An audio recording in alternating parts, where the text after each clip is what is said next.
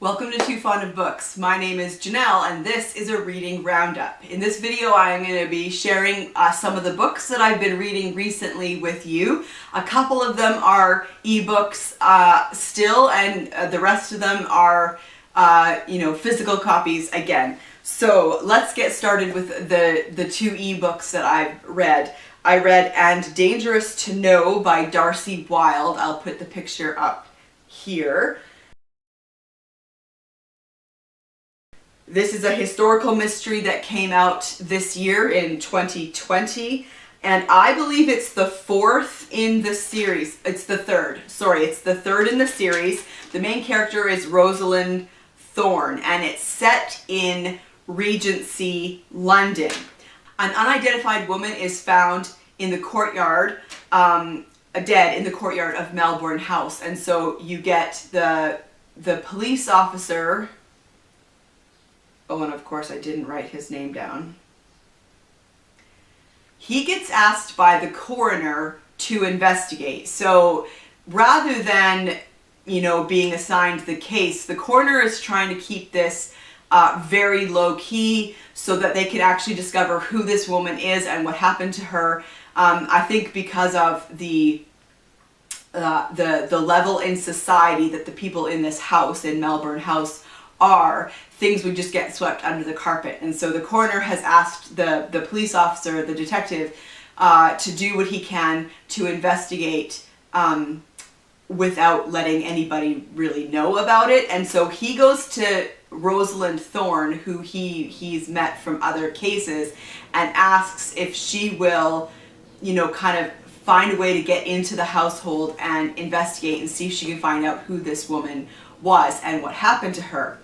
Meanwhile, Rosalind gets a visit from Lady Melbourne, who asks her to find a packet of letters that have been stolen from her desk. And so when the detective comes to Rose after she's had this meeting with Lady Melbourne, she discovers that she's got a perfect excuse to dig around in this house. And I really enjoyed this book. I gave it 4.5 stars. It was really fun. I love the Regency time period, and I thought the story was really good. The characters were really good, and just a really interesting glimpse into that world. Rosalind Thorne is an interesting character. She's a single woman still, but comes from a family who, let's say, has been embarrassed. So she doesn't have a lot of money, but she's still kind of from that level of society. And so she needs to try and find a way to survive in that world, being a single woman. And so, yeah, I just really enjoyed that story, And Dangerous to Know. And then I read A Curious Beginning by Deanna Raybourn, which came out in 2016, and that's the first in a series as well, Veronica Speedwell. And this one I gave 4 stars. It was very entertaining. It was set in London in 1887, so we're into the Victorian time period. It was very rompy. It had that kind of feel of being, it didn't take itself too seriously as a story. And I read one review on Goodreads, and the first line of the review cracked me up, but it totally, in essence, tells you what this book is about. So, a lepidoporist and a taxidermist run off to join the circus. And that's totally accurate, actually. So, I mean, it's just that little bit ridiculous, right? So, Veronica Speedwell, she is an orphan and she collects butterflies. And a person who collects butterflies is a lepidopterist. That's hard to say. And so she really loves natural science. She's a very intelligent person. And when the book opens, she's just been to the funeral of her aunt, and she is now completely alone in the world. And a man shows up out of the blue, Baron Max somebody or other, who wants to take her to London but won't give her very much information other than to say that she's in danger. So she agrees to go with him simply because it's a free way to get herself to London. Max leaves her with this man who is a taxidermist who owes him a favor because he thinks that she'll be safe there for a while. And then Max, of course, gets himself killed. And because of his connection with this taxidermist, the taxidermist becomes the prime suspect, and so in order to protect Veronica, he thinks they have to take her out of the city somewhere safe, and so he takes her to this traveling curiosity show, which is essentially a circus. So I mean, it was ultimately just that little bit ridiculous, but I like that in a book, and it was a good historical mystery. I found it very enjoyable. I gave it 4 stars. Then I read, for something very different, I read the Tokyo Zodiac Murders, which it was written in 1981 by Soji Shimada, and it wasn't translated into the English from Japanese until 2004. And so this is another book for my Around the World challenge. I will get to mark off Japan because I read this book. This book was also fascinating because it's set in Japan, written originally in Japanese, but very much a traditional fair play golden age mystery, which I found fascinating. So you have 2 time periods, Japan 1936 and then Japan 1979. So in 1936, an eccentric artist who is living surrounded by 7 women, his wife and daughters and nieces, I think, or stepdaughters, he's been found dead inside a locked room. And when the police find his body, they find this will, testament, something, which is a complicated plan to kill those 7 women. And then soon after his body's been found, the plan is carried out and those 7 women are found dismembered and buried across rural Japan. Fast forward to 1979. The Tokyo Zodiac Murders, as they came to be known, have been obsessing the nation, and they have never been solved. And so you have a mystery-obsessed illustrator and a talented astrologer. They set off to solve this mystery once and for all. And I really liked the story. I gave it 4 stars. I don't know a lot about Japan and kind of the map of Japan, like where they went up. So I was a little bit confused, and the names sometimes, or the street names and stuff like that, it took a little bit to kind of orient myself with where I was and what was happening. So that part of it was a little bit challenging, but as a traditional fair play mystery, it was fascinating. And so the way that the author wrote the story, he wrote it, instead of chapters, he called them acts, act 1, 2, 3, 4. And then within each act there would be a scene. He would have entr'actes, which is kind of like what happens in the intermission or in between the scenes. So he has like a list of the people involved, which is very classic golden age thing to do. He also has a lot of maps and family trees. Let's see if I can find a map. Oh yeah, here's a map of the locked room that the man was found in. So you get that a lot, which is also very classic of the Golden Age traditional fair play mystery. And then you also get, which I absolutely love, you get the challenge to the reader. So I love that this author, Soji Shimada, very much was doing a nod to that traditional golden age of mystery writing. And I really enjoyed this book. I was a little concerned going in because the back said that there was a lot of grisly violence. One of the reviews says it's both gory and intelligent. And so I was a little bit leery. I don't like a lot of gore or violence. And although the women were cut up and buried, there's not a description of the violence. It happens off stage. You just, find out that their bodies have been dismembered. And so it is gory, but it's not descriptively gory. And so I could read it. It was totally fine. So I really enjoyed this book. So if you maybe are interested in books set in Japan, this would be a really good one. And if you enjoy fair play mysteries but are looking for something just a little bit different, then this might be the book for you as well. And then I read The Body on the Beach by Simon Brett. This is the first in the Feathering Village mysteries, and this was very entertaining. This was slightly humorous. The main character is kind of like almost like a Miss Marple type of character.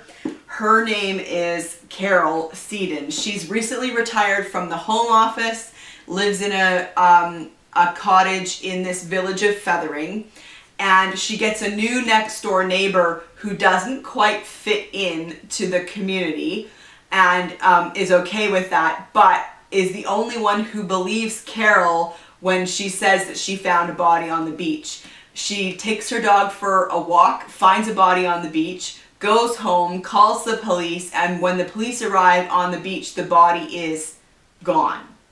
And so they don't believe her. They think that she's just this daughtery, elderly lady. But her neighbor believes her right away, and the two of them start investigating to find out what was going on. It was really good. It was very complicated. There was multiple things going on that caused the confusion. And it was really enjoyable. I gave this one 4 stars as well. This is an slightly older one. This came out in 2000, but I would totally grab more from this series. I really enjoyed that. And then I read The Body in the Dumb River by George Bellairs. This is a British Library crime classic book. It's set in Yorkshire, and this book was written in 1961. So it's getting a little bit older for books that normally come out in the British Library Crime Classics series, but it was still a really enjoyable mystery. So you have a body discovered in the river. He's been stabbed in the back and dumped in the river. And then the river is disturbed by this torrential flood. So while most people are dealing with the flood and the emergency of that, you have someone who has to investigate this body that's been discovered in the river. And so his name is Jack, I think. But they discover, and he ran a booth at the carnival, a traveling carnival. And then they discover very quickly that that's not his real name, and that he has a family in Yorkshire, in a town, that he has a family up in Yorkshire under a different name. And so of course then the investigation is, why does he have a different name? He was shacked up with this girl that helped him run his booth in this carnival. So what's the story there? And this was quite enjoyable as well. It wasn't a super complicated mystery though, and so I gave it 3 stars. It was enjoyable. It didn't knock my socks off, but I did like it, and I would read more by George Bellairs. And then I read, I've been reading through the Peter Diamond series by Peter Lovesey, and the one that I was on is Cop to Corpse. This is a series, Peter Diamond is a police officer in Bath in England, and in this book someone is shooting police officers, and in different towns, but the third one to get killed, it's like a sniper is killing police officers, and it happens in Bath to one of the officers out of his station, and so he gets involved in the case. And this one was really good as well. Of course, Peter Diamond doesn't just want to be on a manhunt. He wants to understand why someone would be killing police officers. And so he gets himself kind of involved with the serial crimes unit, who are also investigating. The two of them kind of work together. And so it was really good, and I gave it 4 stars as well. I really like this series, the Peter Diamond series. He's an interesting character, and there's always really interesting stories. And you get really different elements of the city of Bath involved in each book. And so I quite enjoyed that one too, and I'm looking forward to continuing the series. And then I read, finally, it feels like, A Better Man by Louise Penny. This is the latest. It's from 2019. There's a new book coming out later this year. And so this is in the Armand Gamache series. In this book, he is back as a chief inspector, head of homicide for the Sûreté du Québec, after he was on suspension from events in previous books, and he's back. His son-in-law, Jean-Guy Beauvois, is the current head of homicide, and he's got 2 weeks left on the job. And when this book opens, Armand Gamache is back, and they're working together, I guess, both as the head of homicide, until Jean-Guy and his family are going to Paris. And so in this one, a new member of the team gets an email from a friend who is, he is very upset and worried because his daughter has gone missing. His daughter is, I think she's 25, but she's married to an abusive husband, and so the father really thinks that something has happened to his daughter, and so he wants someone to help him. And so this new woman on the team wants them to look into it. But at the same time, there are, it's the spring thaw, and there is flooding, and it is a level of flooding that has not been seen in Quebec for years, and it's causing kind of a provincial emergency. And so most officers are involved with trying to deal with the flood and kind of everything that's involved with that. And so Armand Gamache agrees to go with this woman to look into the disappearance of this girl. Vivian Godin is her name. And it was fantastic. I loved it. I gave it 5 stars. And one thing I think that made it so good was that Louise Penny is not afraid to write characters that are real people with real deep down emotions and motivations. And she, especially in this book, writes characters that are never 100% good or 100% bad. You get good people who do bad things, you get bad people who do good things, and so it makes for very interesting reading. And so I love that she's willing to delve into human nature the way she does in this book. And the woman who's missing You know, she's in an abusive relationship, and so you get people who want to protect her, and rightly so. You discover that she's pregnant, and so you get, and then of course, she's found dead, and so then it becomes, what would you do if it was your daughter? How far would you go to protect someone you love? And that's what I love about Louise Penny, and the way that she writes books is that she writes believable characters, where you have good characters put in situations and there's never an easy out. Like, that you see their struggle, you see their anger, you see their desperate attempts to control themselves, to do what is right. And because of that, you are never entirely sure what's going to happen, because you know how far human beings can be pushed and what they might be forced into. And so it was really a good story. I can highly recommend this series, and I can definitely recommend A Better Man by Louise Penny. So that's what I've been reading recently. Have you read any of these books? I'd love to hear your thoughts. Let's talk about it in the comment section below, and I'll see you for another video soon. Bye.